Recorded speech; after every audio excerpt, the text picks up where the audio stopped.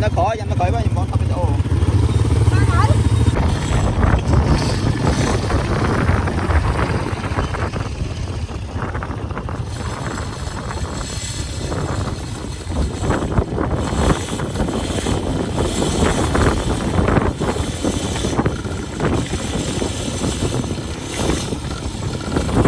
thích quá ok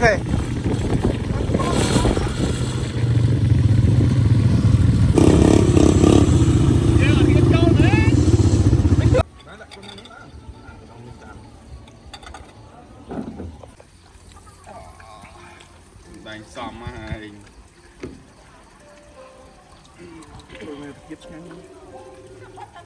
សួស្តីអ្នកទាំងអស់គ្នាឥឡូវយើងកំពុងតែនៅលើទឹកដីខេត្តមណ្ឌលគិរីហើយកំពុងតែស្នាក់នៅរីសតមួយកន្លែងដែលមានឈ្មោះថា Thani Nani Resort សម្រាប់ទេសភាពនៅកន្លែងនេះវិញដូចអ្នកទាំងអស់គ្នាឃើញពីក្បាលវីដេអូអញ្ចឹងគឺស្អាតមែនទែនព្រោះដោយសារយើង Resort នេះគឺវានៅលើភ្នំហើយយើងអាចមើល view ទៅខាងណាក៏ឃើញតែព្រៃឃើញតែវាលគឺស្អាតមែនទែនហើយកន្លែងនេះយើងអាចឲ្យគេរៀបចំទឹកដើម្បីញ៉ាំអីជួបជុំគ្រួសារឬក៏មិត្តភ័ក្តិនៅកន្លែងហ្នឹងបានអញ្ចឹងយើងអាចញ៉ាំបដាលេងទឹកបដាក៏បានដែរ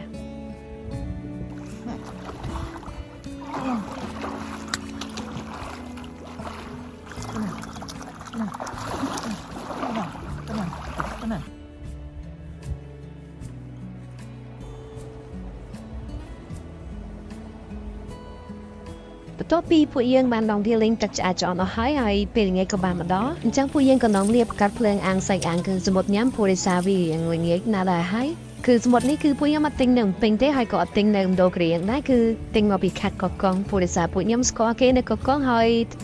ទិញបានសោះស្រស់ល្អហើយតានីយកមកគឺញ៉ាំឆ្ងាញ់ហ្មងជាតិហ្មងបន្ទាប់មកមេក៏កាន់រងឹតទៅហើយទេសភាពក៏កាន់តែស្អាតប្លែកម្យ៉ាងពីពេលថ្ងៃម្យ៉ាងម៉េចព្រោះដោយសារ ពេលថ្ងៃយើងមើលទៅឃើញទេសភាពឃើញដើមឈើឃើញភ្នំអីគឺស្អាតម្យ៉ាងដល់ពេលយប់យើងមើលទៅឃើញភ្លើងលើភ្នំហ្នឹងគឺកាន់តែស្អាតម្យ៉ាងទៀត đánh xòm hai នឹងហើយអ្នកទាំងគ្នាហើយសម្រាប់ admin របស់យើងវិញគឺដូចដែលអ្នកទាំងគ្នាស្ដាប់ឮសំឡេងជានៅក្នុងវីដេអូមកអញ្ចឹងគឺអត់អត់ចេះទេគឺមកនេះគឺគាត់តែថតសំដែងទេ ហើយសម្រាប់ក្តាមនេះវិញគឺរសជាតិឆ្ងាញ់មែនទែនគឺក្តាមយកមកនៅសស្រស់នៅរសតែម្ដងព្រោះប៉ុន្តែយើងដាក់ក្លាសេតកោឲ្យវាសន្លប់ហើយតាមយើងយកមកអាំង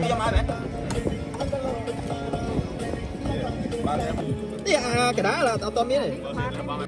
ដោយដែលអ្នកទាំងគ្នាឃើញចឹងគឺអាពេលដែលគេកំពុងតែរៀបចំអាំងហ្នឹងគឺម្នាក់ៗត្រូវមកក្បែរជាក្រាមទេ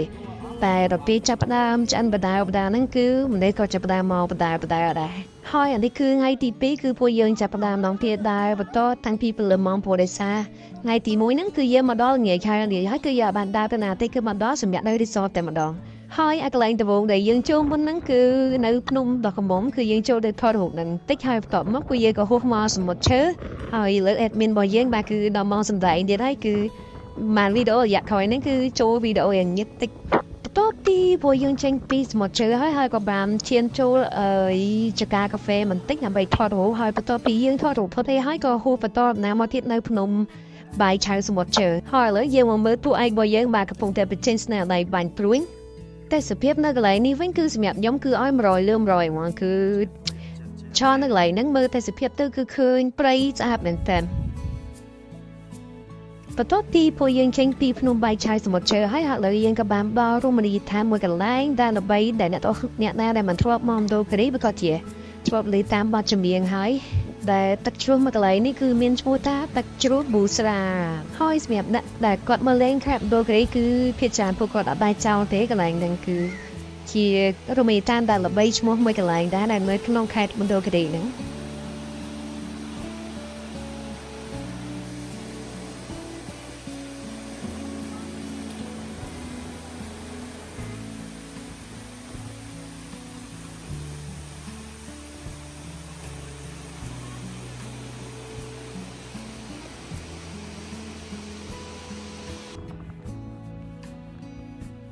rồi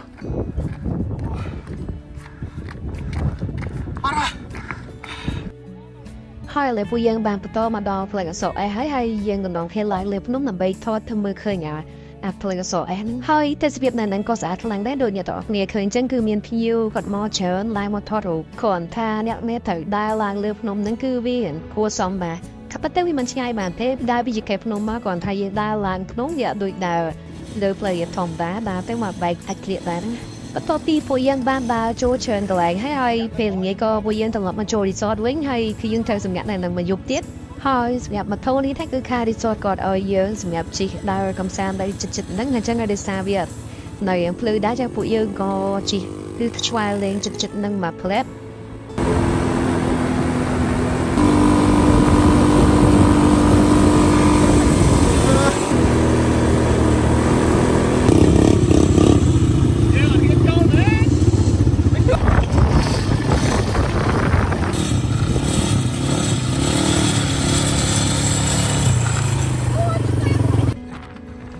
និយាយពីមេឃវិញគឺសាំបានហ្នឹងក៏យើងជិះចេញបានបន្តិចមេឃក៏ចាប់ផ្ដើមល្ងឹត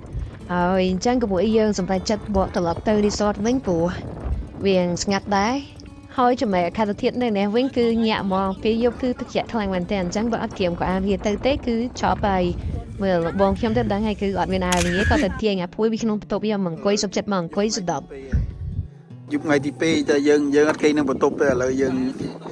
សតតែ3នាក់ទេយើងឆែកមួយគ្នាយកភួយយកអីមកក្រាលដេកនៅកណ្ដាលវាលហើយជាណានៅក្រៅជា10អង្សាជាងនេះ10មិនមែន16 17គឺ16 17ជាដែរឥឡូវយើងងាត់នេះឥឡូវយកនេះមានកាមែលហើយមានភួយហើយនៅតែ3នាក់ទេ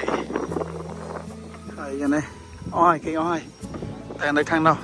នៅមកបន្ទប់ភ្លេងមកចិត្តមួយហើយនៅជាងឡោយបាទតាមហ្នឹងឥឡូវយើងតាមហ្នឹង